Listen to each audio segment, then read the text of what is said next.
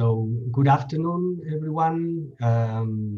Thank you for being here for this last session of our series of conference in the Applied Philosophy Network. It's for me a pleasure to welcome Mario De Caro, one of my best friends, I have to say. He's a moral philosophy professor at the University Roma Tre, and he's visiting professor at Tufts University.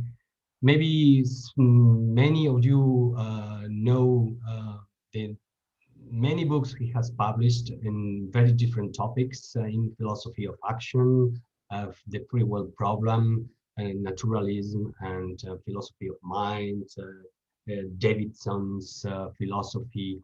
And he has been also the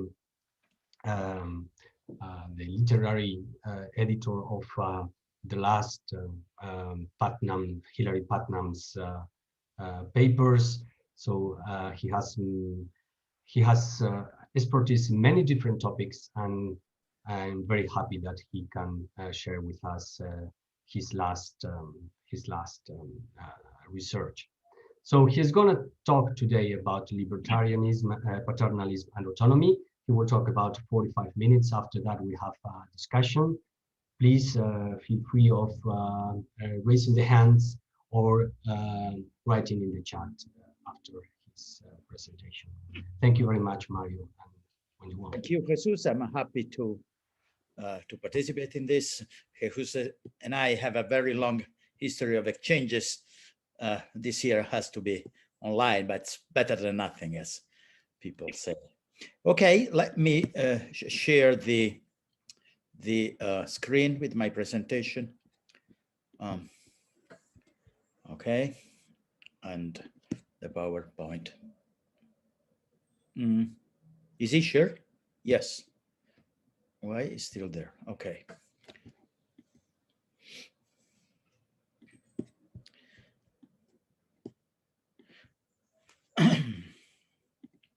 Okay, so this is the title, and my talk will be about the some kind of conflict that there is between what we know from cognitive science and philosophy of mind about how we exercise free will and autonomy and control on our actions, and what many scholars in political philosophy take to be the fundamental political value, so individual freedom. I think that there is some conflict there about what we know from science and philosophy of mind and what people do in philosophy or political philosophy. Whereas ethics has been listening to cognitive scientists and neuroscientists, political philosophers haven't done that much, and the consequences are not very good. So let's start from the mantra of contemporary political philosophy. So the idea that individual freedom is a fundamental value. So this is John Stuart Mill. The burden of proof is supposed to be with those who are against liberty. This means individual liberty, who contend for any restriction or prohibition. The a priori assumption is in favor of freedom, okay? That's more or less not contested, and I personally also agree, but has been interpreted in many different ways. Particularly today, there is a tendency to stress this value with exclusive power. So think about extreme libertarianism, that very common in America, but now also in Europe. So people think that individual freedom is fundamental, and everything that is not indispensable from the government should be avoided. Famously, people think that taxations are a form of stealing, for example, or so the idea is that we should leave the individuals free to do what they want. Of course, this means that egalitarianism is not considered, right? Because if the government cannot intervene in the redistribution of wealth, just to give an example, or in giving opportunities to people who haven't been lucky in the way they have been raised, then there is that's certainly any non-equally egalitarian society. And this is exactly what extreme libertarianism is saying. So this is the point. There are that one kind, but there are other kinds of anti-egalitarian political views, like conservative liberalism, in some sense, that not necessarily libertarian. They can be also conservative about civil rights, whereas libertarians tend to be at least progressive in that field, tend to be, not necessarily so. And then, interesting enough, there is a new form of individualism. So the populists nowadays insist a lot on, populists especially in Europe, but also in America now with Trump and his gang, people insist a lot on the will of the people. So what the people really want. And so the idea that referendums, for example, are the voice of the individuals, what the citizens really want. And so we can decide if the UK, after 50 years, can go out of the European Union with a yes or no, regarding a question that's so difficult and complicated that certainly shouldn't be decided with a yes or no by people who don't know exactly what they are talking. As you know, many people voted for going out of the EU in Britain, thinking that they would have got a lot of money for their healthcare. That didn't happen at all. Okay, so what I'm saying here, there are different reasons for criticizing these forms of political views, and I will stress one based on what cognitive science and philosophy of mind are telling us about ourselves. But that's, to be honest, this doesn't mean that I'm going to, in this way, I will falsify these views, even if my argument works, because they can be defended, of course, in different ways. So one needs, in order to criticize these views, probably more should be done, but I will do something that I think is useful. So there are two pillars of conservative liberalism. So the one I already mentioned, the absolute preponderance of individual freedom. Live free or die is the famous motto of New Hampshire. So freedom is everything. Without freedom, it's better to die, right? It's a kind of a heroic way of putting it. And the second one is individual cognitive independence is the foundation of individual freedom. Think for yourself, as many times people say. So the idea is that people know what they want. People have a right to choose what they think is better for them, and they know well enough what are the best means to reach their own goals. So what I'm going to criticize today is the connection, the foundation, the first pillar by the second pillar. So the idea that individual freedom is justified because we individuals know what's better for them, what are the goals they should pursue, and that they know well enough what are the means to reach those goals. That will be my argument. I repeat, the first pillar can be defended in another way, but this is one, and I don't think it works. So the idea that freedom is the basic political value because every individual knows what is best for them. Okay, let's discuss a couple of founders of the conservative individualism here. So this is Hayek. The task of policy, or a policy of freedom, must therefore to minimize coercion or its harmful effects, even if it cannot eliminate it completely. So coercion is such control on the environment or circumstances of a person by another or by the government, that in order to avoid greater evil, he is forced to act not according to a coherent plan of his own, but to serve the ends of another. So what is the idea? That let's talk about the government. The government coerces us when we cannot do what we would do according to a coherent plan of ours, but we have to do what the government says. So, and this has to be limited as much as it's possible, because for Hayek, that's not a good thing. He has to be minimized. But look at the point. People would have a coherent plan of his own, of their own, except in the sense of choosing the lesser evil in a situation forced on him by another. He's unable, and this is what happened with coercion. He's unable, the citizen is unable either to use his own intelligence or knowledge, or to follow his own aims and beliefs. So again, the citizens should be let use their own intelligence or knowledge as much as they can, as it's possible. Coercion is evil precisely because it thus eliminates an individual as a thinking and valuing person and makes him a bare tool in his achievement of the ends of another. So the point is this: we should be let reach our own value, our own goals based on our own coherent views, and because we are thinking a reasonable people and we know what's best for us and how to reach it. That's the idea.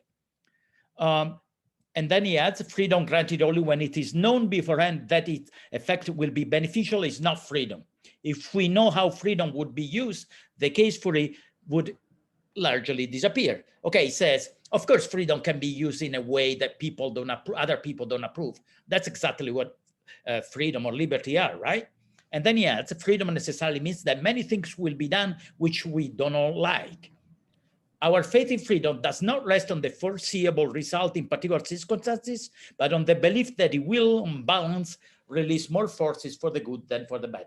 That's an interesting test. Remember that Mill said that the onus of proof, the burden of proof, is on the people who wants to limit freedom. And now Hayek says something. Look, I think that freedom on this respect, he says, freedom is justified in the long run because it will produce a good effect for society, individual freedom. And I doubt that for reasons that I am going to present. In the background of this idea that Hayek has, that people know what is best for them, they have a coherent plan, and they know how to reach the goals they freely choose.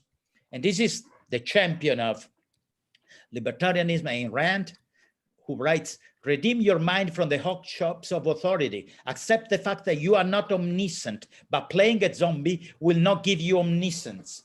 So the alternative here is either you accept the fact you are omniscient, but you do whatever you think is good, or you play a zombie by obeying the government, okay? No middle ground.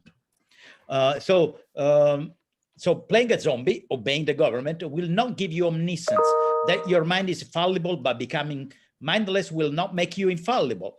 That an error made on your own is safer than trend truths accepted on faith, because the first leaves you the means to correct it, but the second destroys your capacity to distinguish truth from error. I repeat, Ayn Rand in America is the author to which libertarians refer a lot. Even in the Senate, right? Ron Paul is exactly inspired by Ayn Rand. He said, now in the Conservative Party, this is a strong component. And she's saying, one error made on your own is safer than 10 truths accepted on faith. And that's because the faith, you can correct your own mistakes, but if you accept the truths of someone else, you won't be able in the long run to distinguish truth from error. I think this is terrible. And then she says, the vilest form of self-abasement and self-destruction is the subordination of your mind to the mind of another.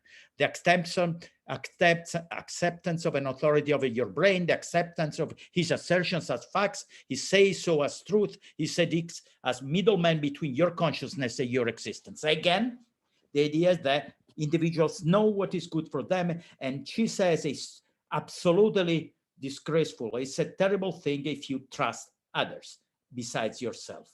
And I think that's the most atrocious things you can say nowadays. This is why people are against vaccines, why people believe in conspiracy theories. They think by themselves about things that they don't know enough about. Anyway, so let's see, I said that the two pillars are problems. Let's start with them. So one is that remember the two pillars. Freedom is the fundamental values. And this is also because individuals know what's good for them. They know they are good reasoners. They know what to do. They know how to reach what they want. And so this is more or less something that is summarized in this way. Neither the government nor other individuals should tell any person what the best goals and values are, how to reach the goals that that person chooses. As individual, this is my own summary. I put commas because I don't want you to think that I believe this. As individuals, we normally know what we want and how to behave in order to reach what we want.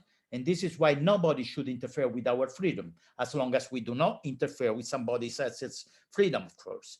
So the idea is that, of course, no, I don't want the, not even Ayn Rand wants me to interfere with other people's freedom. But as long as it concerns myself, I should do what I want without listening to others. And then, and that's the point, contemporary cognitive psychology, neuroscience, epistemology, philosophy of mind, theory of action offer a new picture of the human mind that is at odds with the idea of individual cognitive independence, on which the claim of the absolute preponderance of individual freedom hinges. Okay, so the idea is that individual cognitive independence is a wrong idea. So the question is, how far should you think for yourself? Think about that. Even libertarians grant that children have to be taught. But then now people insist a lot in the education studies about the need of having a continuing education. It's not true that only children and young people have to learn. We all have to learn, especially in a time, of course, in which technologies change so fast. And there are new things to learn every year, a lot. So it's even too much. But we cannot think that at some age, we know what we need to know, and that's it. And then we can think by ourselves. That's false. That's not the case. We have to learn a lot, and we have to learn from people who know the things we have to learn. Then there is a point, I call it division of cognitive labor, in the way in which Paterman stresses division of cognitive linguistic labor. There is also division of the cognitive labor. So I don't know much. I know some things, a little, a very little part of what I have to know in order to live and survive and to live decently in this world. Most of the things that I think I know, I actually relate to other people for that knowledge. I go to the internet, I ask people, I read books about many things I don't know. When I fly, I trust engineers that the plane won't collapse and won't be destroyed. I don't have the slightest idea why I will finally be brought to destination. I don't have the slightest idea, or there is an infinity of questions like that. So it's not that you think by yourself. We think mostly with the minds of the others. And also there is this crazy thing. In Italy, for example, we had a decent minister of public health that has been decent during the epidemics, that in Italy was as tragic as in Spain, perhaps even more. But he said a couple of stupid things. One was, at the beginning of the epidemics, he said, science has to tell us, to give us certainties. That's not true. Science doesn't have to do that. Perhaps mathematics and logic can do that up to a point. Certainly, natural sciences don't give certainties. But from this fact, to acknowledge that science doesn't give us certainties, we shouldn't, so being fallibilist, we shouldn't conclude that one can be skeptic about science. That is exactly what many people do today. So the idea that that's based on a wrong conception of what science, natural science is. Natural science is the best, gives us the best possible explanations of natural phenomena, not certainly true ones. So they can be wrong. When the scientist at the beginning didn't understand much about the virus, that was an obvious fact. And actually it's incredible that they have come out with vaccines good vaccines in 1 year. That was something extraordinary.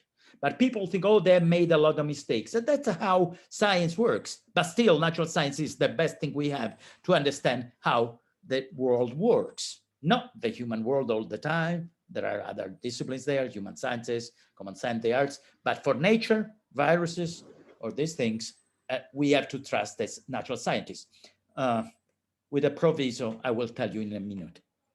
And then there is the weakness of the will. People in the libertarian world seem to ignore that's not true that people do what they think is better for them. That's not true. We have a lot of weakness, very frequently, all of us have weakness of the will, and we have to be helped sometime to avoid to destroy ourselves, because the will is, exposed to a lot of conditioning, sometimes very bad for us. So simply, it's a fantasy that think for yourself is always true. It's not true. It's a wrong slogan in many cases.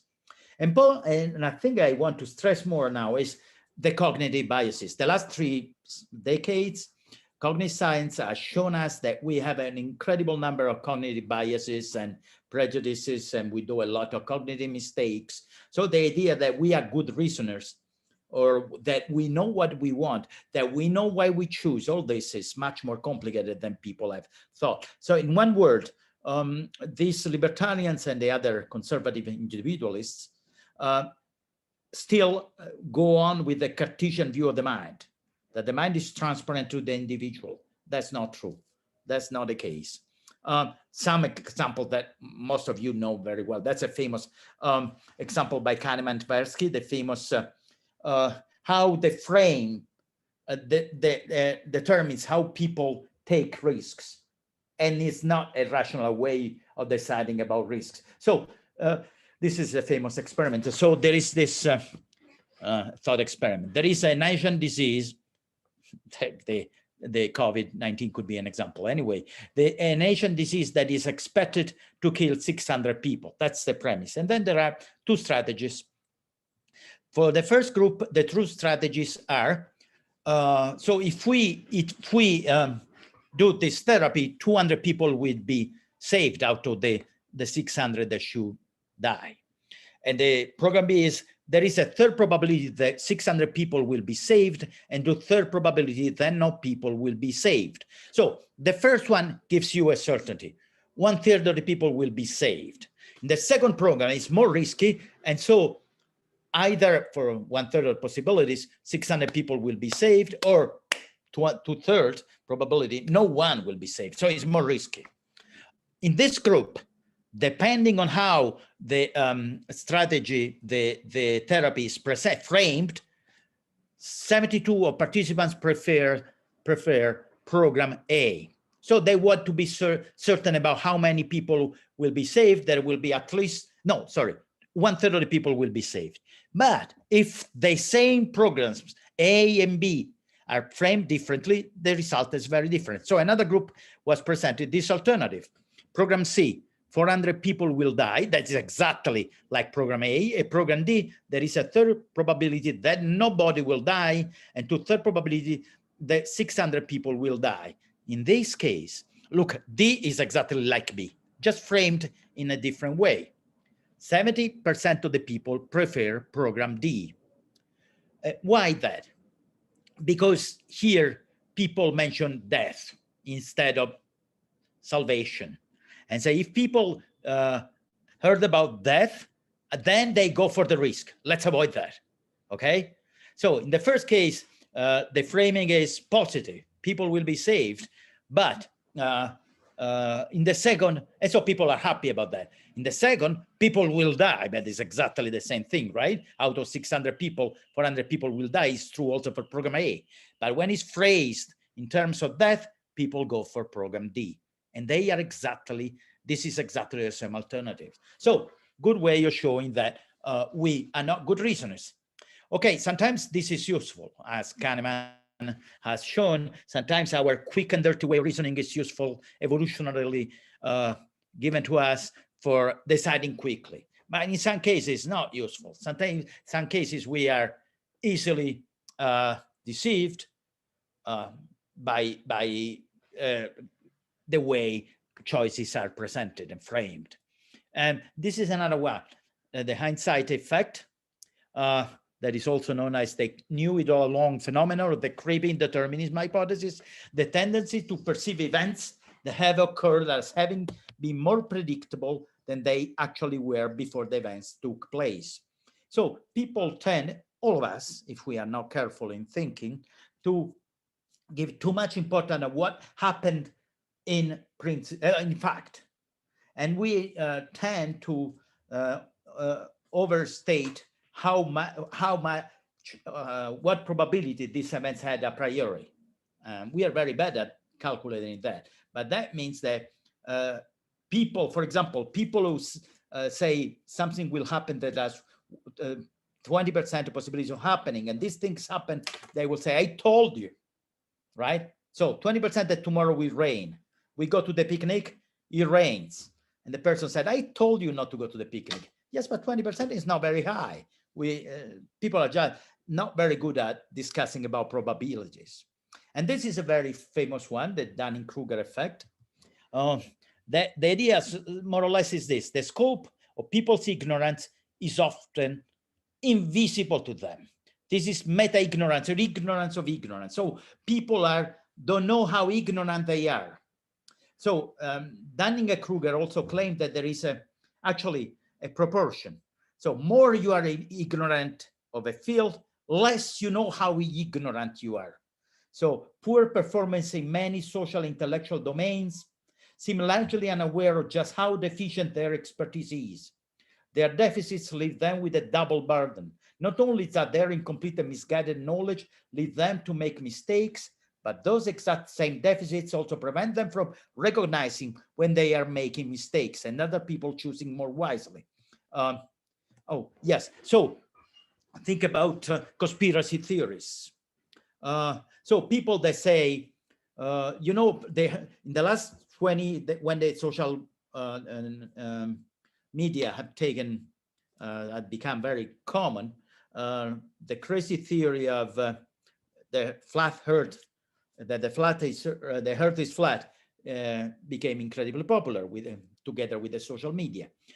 Why? Because people don't know, these people, what they should know. That, for example, of course, they are so ignorant that they don't realize that they cannot judge with their senses is the earth flat. They say, if I go on the top of the mountain, the horizon is flat. Yes, but if you knew that the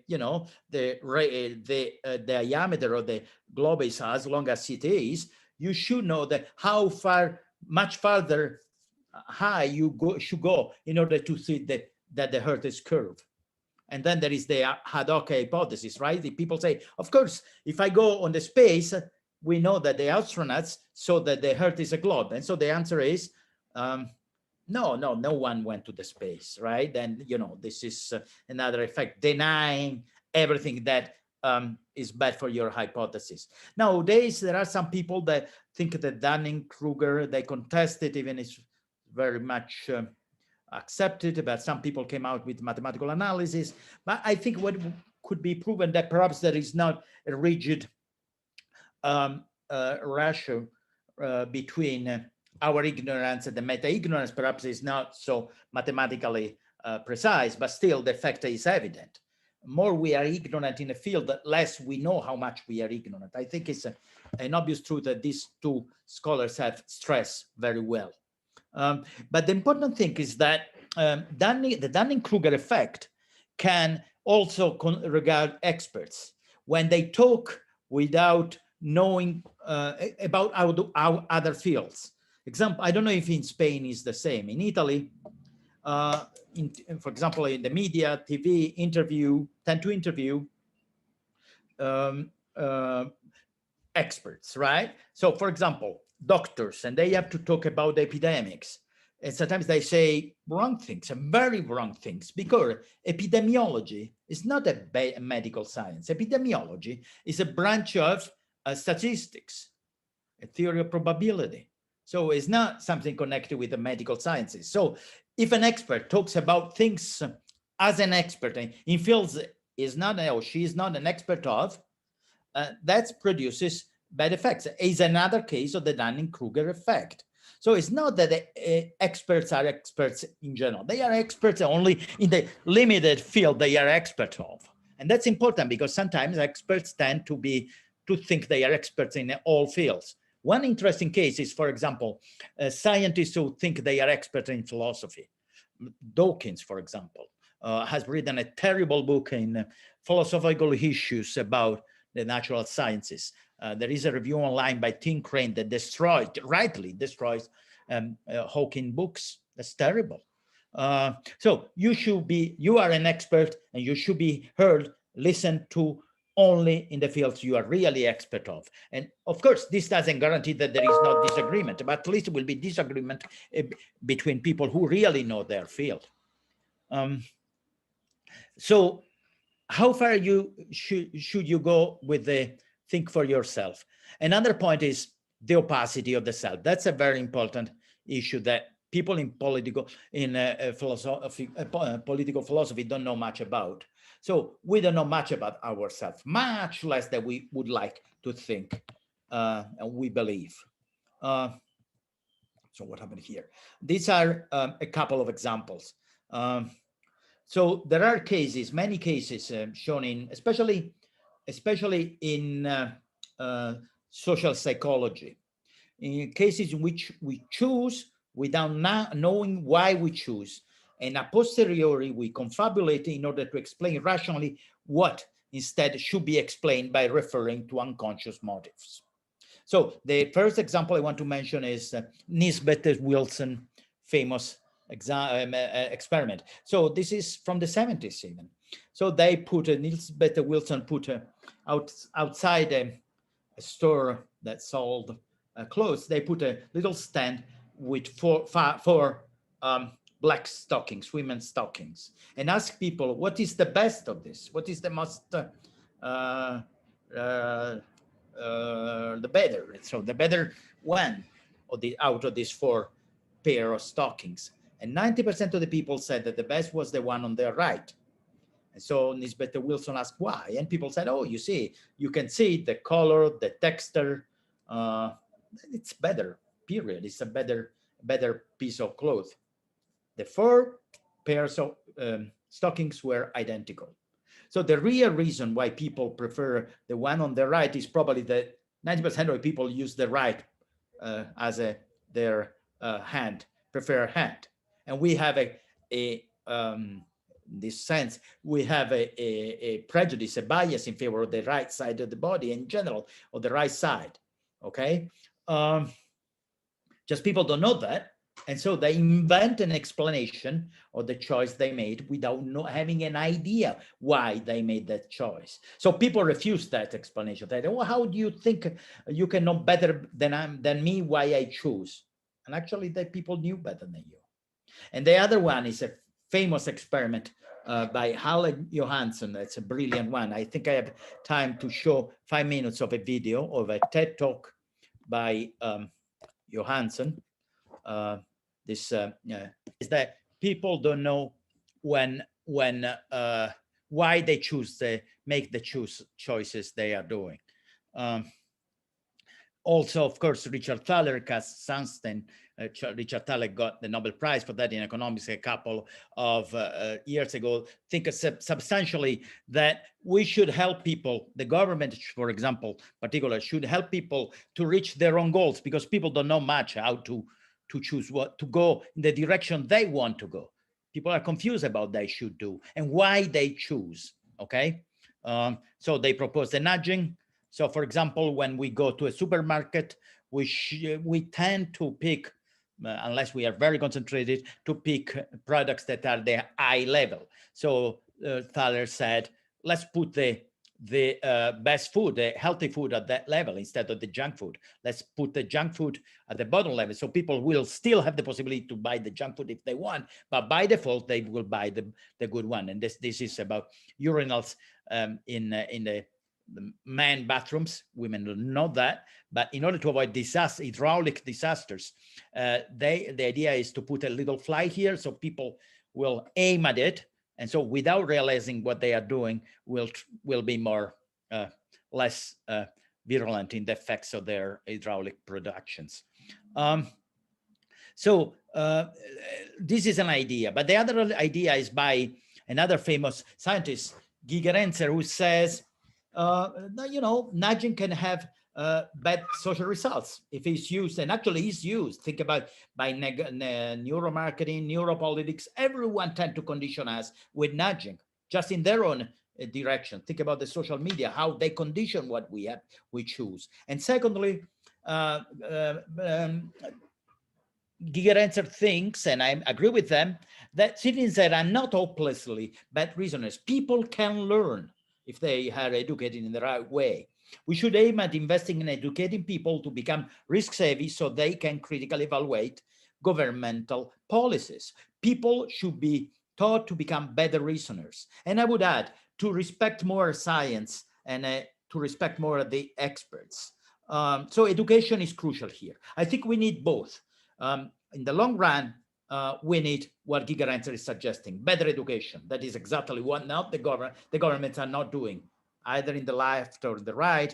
People don't care about education much, with the exception of some countries like Korea, for example, or Singapore, that have excellent educational systems, and we can see the results.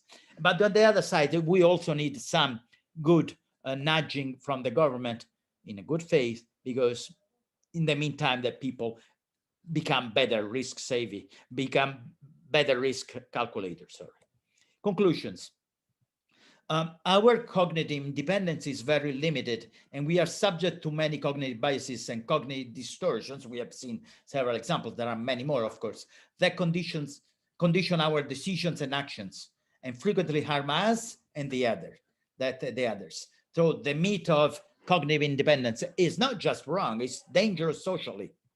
And second, in this light, individual freedom should be recognized. I'm not saying that individual freedom is not important. I'm not saying that we are never free, or we are always wrong about why we choose, and that our conscious states never causally affect our decision. There are cases in which we can be decide really consciously what we do and why. But then in order to do that, we have, first of all, concentrated on what we do. And second, we need to have the cognitive tools to do that. For example, we have to be able to calculate risks, to know what the tricks that the companies are applying on us. We need to defend ourselves. And the only way of doing that is by education. So also this one thing, we want continuing education, but some level of paternalism, I think, is acceptable. The risk, if we think that individuals know exactly what they want, how to reach it, and so they should be let alone, is the race of very bad politicians, as we all know. Thank you very much. Thank you very much, Mario. And we can open now the discussion. You can raise the hand if you want to ask a question, or if you prefer to write. What is the hand tool? I cannot see it. Yeah, to raise my hand. You can find it in your Zoom at. Yeah, you can. I don't know. That depends on your screen. You can. Okay. I think Blanca wants. If you want. Yeah. I want to ask some questions. Okay, begin, Blanca. Please, you are the first one. I'm going to let you see me, even if I'm not very pretty today. Thank you very much for your talk. I'm very, very interested in this topic, and I have many questions. But I'm going to try to ask you a couple of things. In general, I agree with you in the general idea that these very extreme libertarian positions are really have to be contested in a way. But I'm not sure that some of the things that you try to oppose to these theories really work. Let me explain. To begin with, well, let's go back to Mill, to the harm principle. To the best of my knowledge, Mill never said that we human beings are very good judge of our own affairs. What he did say is that we are better. And this is my first question. Well, first, I want you to tell me if you think that is the same, not knowing what you want and not knowing how to get what you want, because I think they're completely different questions. And especially regarding the first one, well, maybe I'm not completely know what I want, for instance, but who else knows better? Someone probably. And this is what we used to call the familiar or daily paternalism, meaning probably my partner or my best friend sometimes knows what I want better than me. But the government, no way. Okay. They don't know. And I have more questions, but this is just to begin. Thank you very much again. Thank you, Blanca. Interesting questions. So you are right that Mill, but even Hayek, Ayn Rand is a little more extreme, but they don't say that we know perfectly what we want, of course, but they say that we know better. And that's, I think, is false.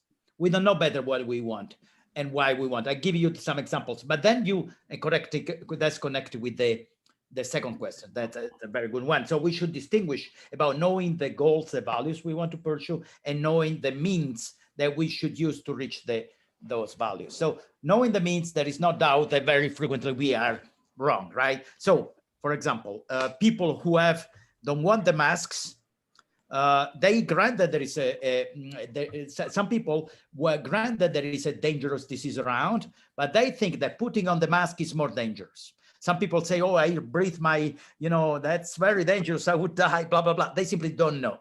So their goal is to avoid to be sick, but they are certainly wrong in reaching that thing. But I think sometimes people are really also, you are right that this is a dangerous path. Huh? I agree. So it's very dangerous to think that the government or the experts know the goals and the values that people should pursue.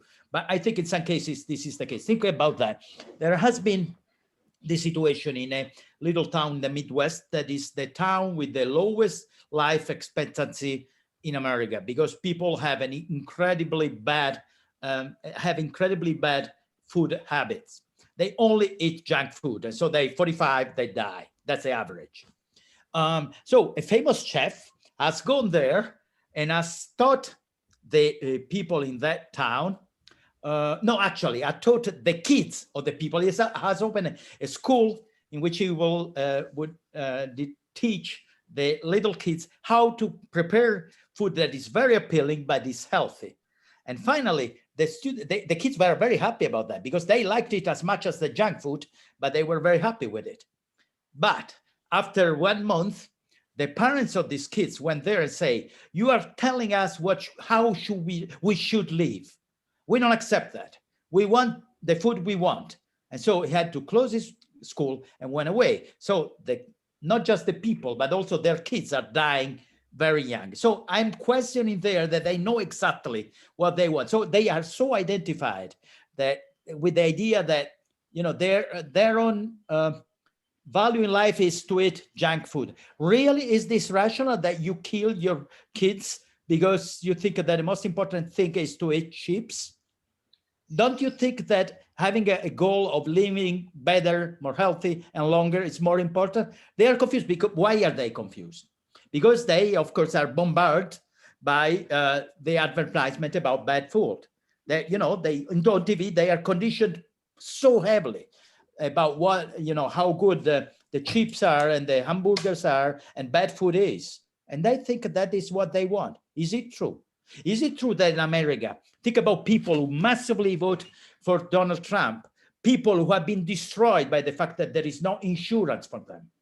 They voted for the Republican Party that doesn't want to give insurance to the poor people, and they voted massively for the Republicans. Do they know what is good for them? I don't think so. But I'm not saying that we should impose our own goals on them. This is dangerous. What I'm saying is we should give them the education in order to choose better what they want. That's my point. That's my point. It's very dangerous. I think, Blanca, you have a point there, of course, and I agree. We shouldn't impose goals, right? We shouldn't impose the values we want, but we should give people, and especially people who come from poor backgrounds, the possibility to really choose what is good for them and not take what is imposed on them by people with just their own interest. That was my point. Okay. Thank you. We have another question, but if you want to come later with another question, Blanca, you can do it. So, Moises, what do you want? No, we can hear you, Moises. Can you hear me now? Yes. Great, fantastic. Well, thank you, Mario, for your talk. I have a worry about what you said about reconciling nudges with individual freedom. So if I understood your point, the thing is that, nudging is, I'm not sure if you put it like that, but I think you imply that it may be a low degree form of coercion to some extent because it involves manipulation, but at an extent, you see that as the lesser bad, right? As the lesser evil. I mean, because by nudging or by educating people in the right way, we can get them to be good reasoners, and so that they can use their liberty for the better good, right? For themselves and for the others. Okay. Now my worry is this: if what justifies nudging or education, or at any rate, is that makes people better reasoners, if that is the justification, then maybe I think the expression would be it proves too much, something like that, because then you also justify more invasive forms of nudging, of education, and of intervention over people in order to make them good reasoners.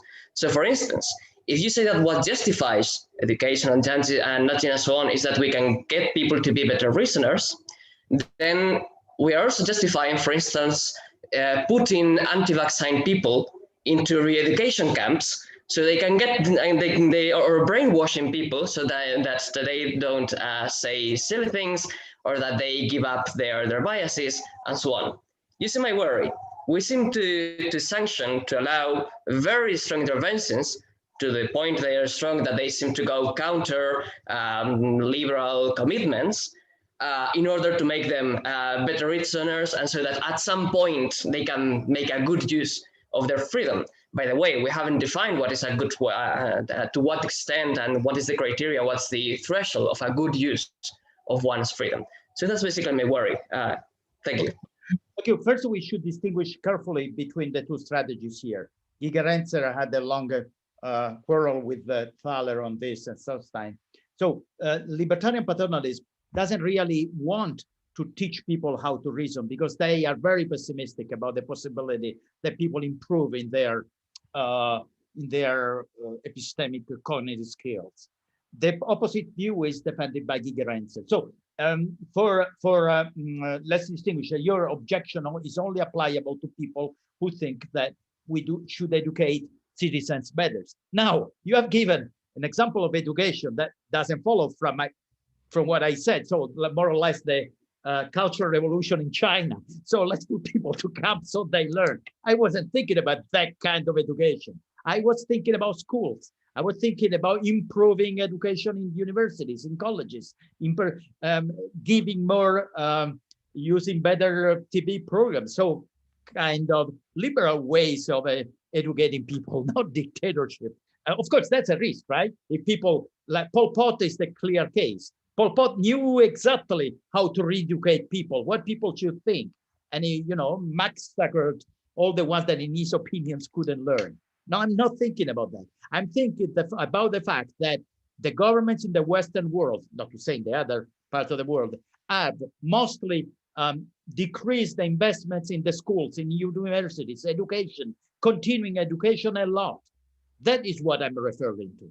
So not imposing our choices, our views, teaching people in Italy, for example, there is a lot of people every year that is bankrupt and kill themselves sometimes because they play lotto, that is a kind of a lottery, and they invest all their poor incomes in that, hoping to become rich.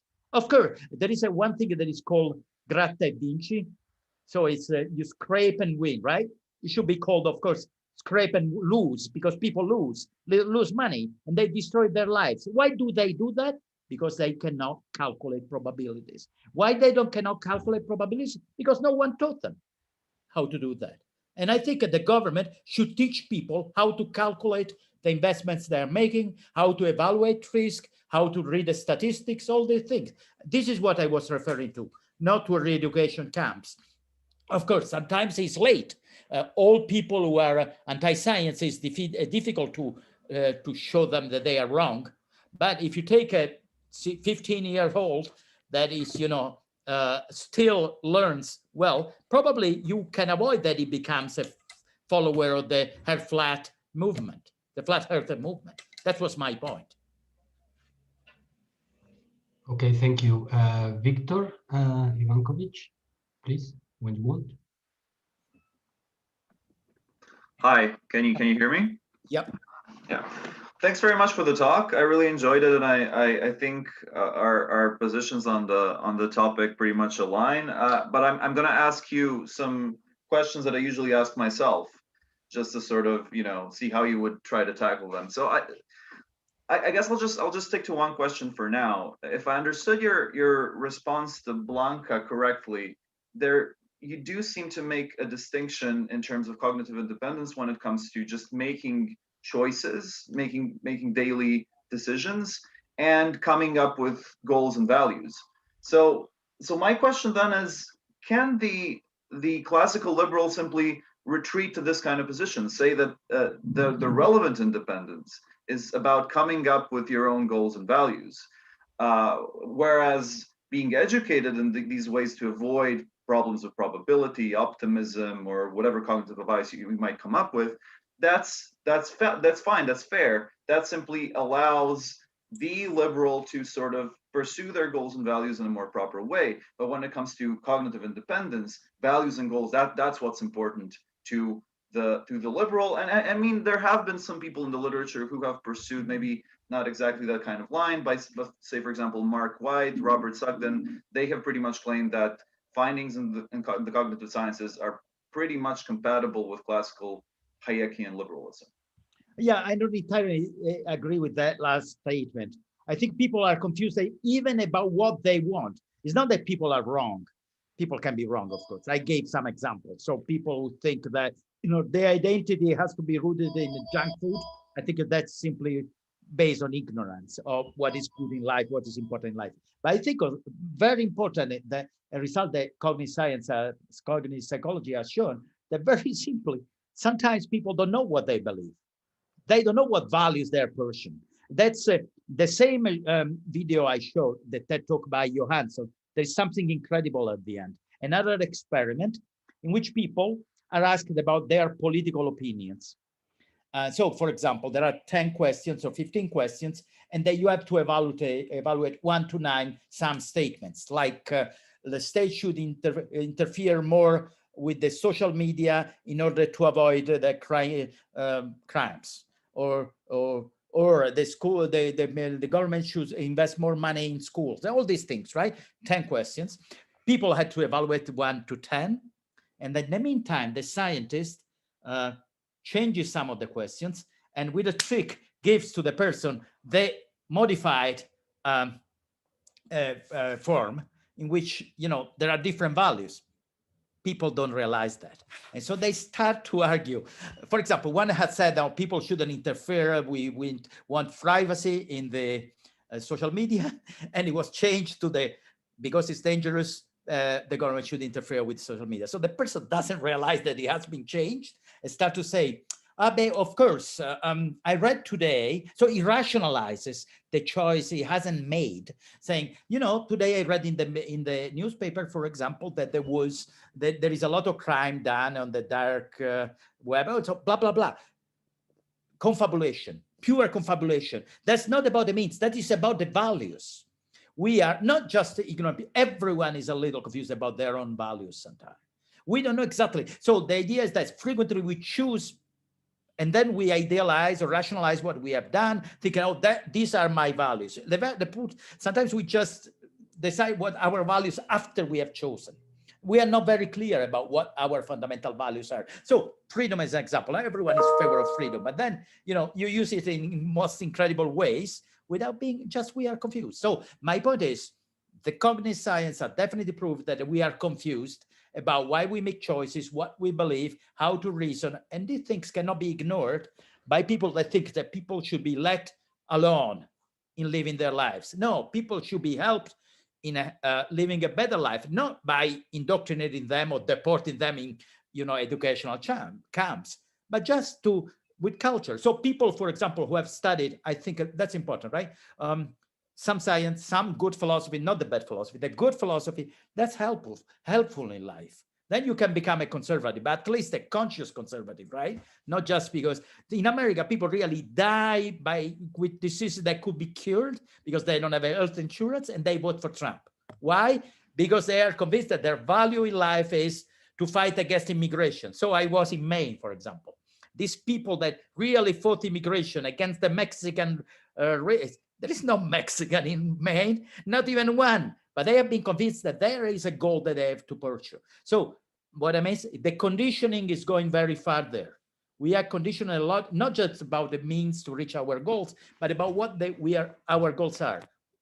They are not very defined, and it's very easy to manipulate them if we are not careful, if we don't think about what we value really. That's my answer. I mean, of course, this is an open question. Can I have a short follow-up, please? So I agree with you, absolutely. So our mundane decision making is probably as biased as our values. That's not that big of a question. So, but still, you might wonder what and this is something I've been struggling with as well, what the normative implication is to that. You might think that interfering, for example, with a nudge with a mundane decision compared to interfering with values and ends might simply have different normative import, say. I'll give you an example of this. So, for example, let's say that I invest about 10 years into philosophy education, being overly optimistic that I'll make it in terms of having a philosophy career. Now, it's not certain what should be done with me because of my cognitive mistake. Some people might say, well, you know, so because your preference for making it in the philosophy world has to an extent crystallized and become part of your identity, well, you know, there's a very short range as to how much we can interfere with you now. See what I mean? So maybe the moral status of interfering with ends and values might be different to interfering with mundane decisions. And that's, again, what a classical liberal might say. Even if people are sometimes very biased in how they set up their values and ends, there is a kind of integrity to what we can do with them and how much we can interfere with them. Yeah, again, I agree with you. That's a fair statement. And there is a difference also between interfering with the means to reach goals or with the goals themselves. But what I'm saying is the idealization of the individual made by this political tradition is wrong. So they think we have clear, that's the best way of putting it. We have clear goals in mind, clear values. Sometimes we are wrong in reaching them. That's not true. We are confused about the values as well. But I agree, the risk is now if you start to interfere with the values, with the goals, that's terrible. So I'm not saying that we shouldn't impose values. What should give to people is the possibility to think about values in a rational way, giving them the tools you need to seriously think about what is good. It's something you shouldn't, accept as the fundamental values of your life. People don't know really. People are confused. So what was your example? That was an interesting one. You gave an example. Of say, for example, fostering a preference for something. Yeah, philosophy. Being too Probably. optimistic about it. No, a philosopher. Perhaps there, when I talk with my students, I have to be realistic there, giving them statistics, for example, exactly how much employment you can get with philosophy, how much. So people sometimes are so enthusiastic that they go without evaluating really the risks. I'm not saying that I would stop them if they are conscious of the difficulties and they are aware of that, but they are so enthusiastic, I think then go, of course. But you have to be very aware of what the risks are, what the alternatives you have. And that's what a teacher should do with their students. It's just a good example, I think. Thank you. Okay. Thank you, Victor. Blanca, you want to ask?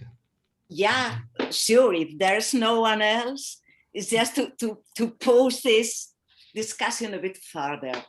I think that there are a couple of difficulties here.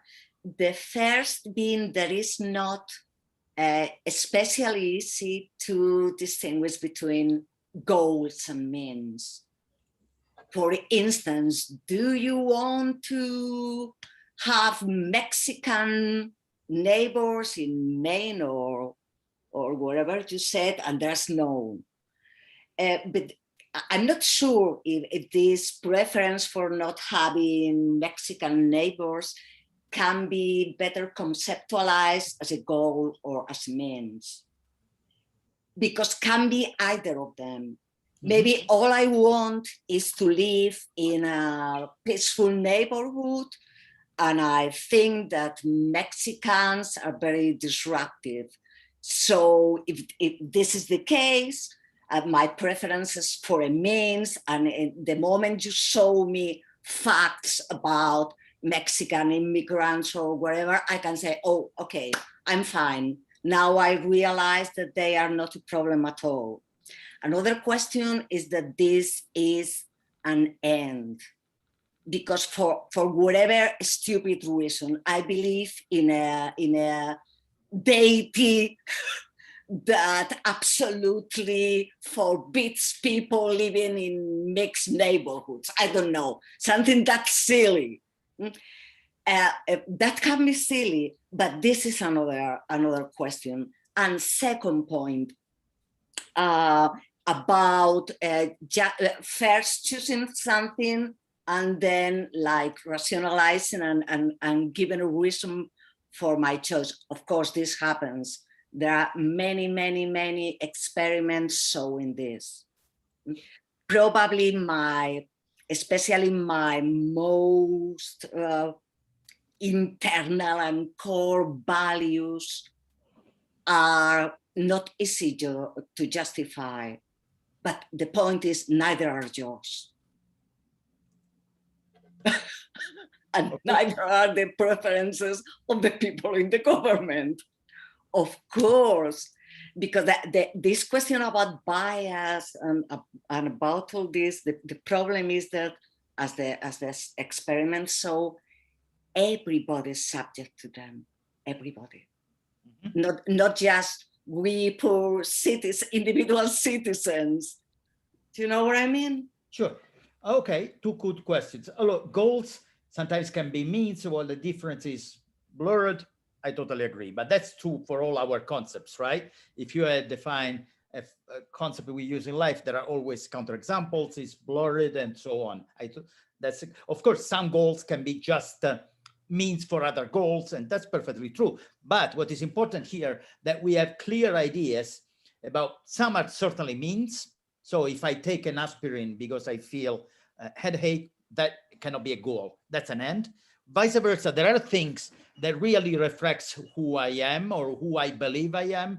And for example, the people who kicked out the chef that was teaching their kids how to eat, this were a goal for them, a wrong goal. I think it's a wrong goal because their life expectancy is killed by that way of eating the food they eat. So that's a wrong goal. The second point, you say values are not justified. That's a kind of relativist view. Of course, there is that I impose my values on you, and that's so the government imposes their values on you, and I agree. But I don't believe that there are no objective values. That's I'm not convinced. I think Okay, so there are some values that are important, right? So people who, for that, again, that case, right? People who think that eating junk food is good, that they want that, and that is the best for them, and they are free to decide, and they kill their kids that way.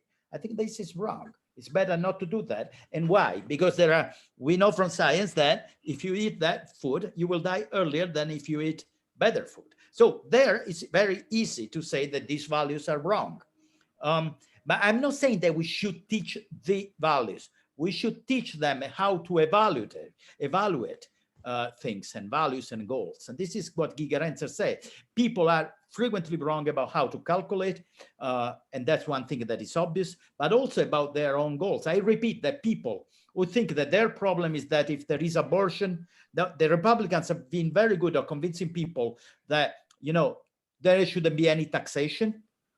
So poor people don't get their health care because the rich people don't pay taxes. That's what happened. And they're happy to vote at the government. Tell me that this is a good goal of their life. I think they cannot reason correctly about what they should want in life. So they're wrong about what their main values are. I think objectively wrong for their own life. So there are cases in which that is possible. Just they are ignorant. They don't know what's going on, how they are manipulated, because these people cannot really follow the news. They only watch Fox News. And this is what the government should, you cannot make it, of course, forbid people to watch Fox News, but you can give young kids, especially, students, these tools to understand what fake news is. That's very important. And that's a value. So you should trust truth or objectivity better than lies. That's a value that people should have, but they don't. I think there are some messages in the chat. Yes, Mario, there is a question in the chat. Can you see it? It's just about why the slippery slope. I don't know what that was. The slippery slope is the argument that says, of course, I don't know if Marco Tassella is referring to that. So people, they say, oh, you know, you started to impose, to draw the fly in the urinal, and you will end with the concentration camp. Moises was going there. Was, of course, the slippery slope argument. But the slippery slope argument is not a strong argument, of course. It's a risk. So we should be conscious, aware of this risk, but it's not a necessity. So you can... I mean, a liberal government, a democratic government should be able to distinguish what can be done from what cannot be done. Experts have evolved up to a point, of course, up to the field. So when they are asked about their own field, but not more than that, and so on. These are important things. And there is another, so the slippery slope argument doesn't convince me much. And Manuel Almagro, Mario, can you provide the reference of these studies? Other reference about studies showing that people sometimes don't know what they actually believe. I can, hi, okay. Marco was referring to, I think Moises was using the slippery slope argument, of course. And he has a point to a point. I can give you, I will send, let's do that. Because Manuel, you know Manuel Almagro? Yes, yes, I can send to him. And so I'll send you an article of mine where I talk about these things. So there is bibliography and references. Okay. Victor is something else? Maybe. Oh, that's a good question. So, of course, markets, capitalism, companies, especially multinational companies, the big five in the internet world are absolutely drowning us with behavioral influence. Is education sufficient to tackle them? Victor, I don't know if it's sufficient. Certainly it's necessary. That's, if there is a possibility, it's through education. If there is no possibility, I don't know what to do, but certainly we have to hope that education can limit these influences. Now in Europe, for example, yesterday, because of the pressure of people who know these things, and the more enlightened people, there has been this idea of finally taxing the big internet companies. That's a good thing, and notwithstanding what they were doing, right? So sometimes good policies can come out, and Biden in America is doing a very good, implementing a very good political agenda now. So there is hope. Of course, there is a lot of risk. I agree with you entirely, but let's hope that something can be done. There is other questions. Now the only problem. I was writing one in the chat. No, but you can talk. We have Okay. 10 minutes yet. It's related to the question about markets and education. It's my turn, or there's some. Sorry, let me answer this quickly. Oh yes, sweet. Now, it's written in the chat. Now the only problem is being able to choose politicians that are well prepared in their respective field, so they can make the good decisions about what to do. Of course, this is the problem in the sense that this is part of the problem, right? The populists, for example, the level of politics in Europe that what had acceptable policies in the 80s and the 90s has gone down. We see in most countries, and that's part of the issue. People cannot dominate the social media, for example. They are influenced heavily. Really, for example, Putin influenced the election of Trump. These are very dangerous phenomena. I agree that, but I don't agree that is an individual question. Yeah, that politician is corrupted, or no, it's a more a cultural problem. So I repeat, culture is only our hope, I think. Blanca has another question, I yes. think. I agree with your point about education up to a point, because the beauty of nudges and the whole construction about libertarian paternalism is that nudges are doesn't require system to understand the question. The problem with education is that even if I'm absolutely well educated and I know everything about risk, for instance, in fact I do, but it's the same, because in my daily choices, I'm not going to use all this knowledge. It's impossible. I'm going to react with my bias to buy what is in front of my eyes or wherever. And that's the utility of nudges. Of course, it's not the same to nudge in a field where the architecture is inescapable. Something has to be in front of your eyes than other nudges that can be completely avoided. So, in fact, I agree. Education is perfect, increases autonomy, is respectful with freedom. This is not paternalism at all, but it doesn't work all the time. It's impossible. So how about supplementing? And that's when where the difficulty comes, because with nudges, you have to be much more careful than with education. Yeah. Look, that was my I disagree a little on one thing, but I agree with the substance that we should put together some kind of libertarian paternalism with education. For the one reason is that nobody is perfect, even the most rational scientist can be wrong. But I wouldn't agree that you make as many mistakes as an ignorant people. I don't think that you will go to a casino and bankrupt yourself, or buy ticket for the lottery, bankrupt yourself because think with the sincere hope that you will win. You know that you won't. That's a big advantage in life. So that doesn't mean that we always make the good answers, but educated people make better choices in average than people who don't know anything about that. You don't believe about the flat earth, I suspect. Yeah, but there is a reason why you don't. You have a good education. It's not that a very intelligent person who hasn't been exposed to any education believes that the earth is flat. There is no hope about that, right?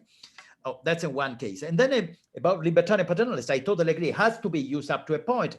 It's risky because, of course, this is an interference, can be used in bad faith, and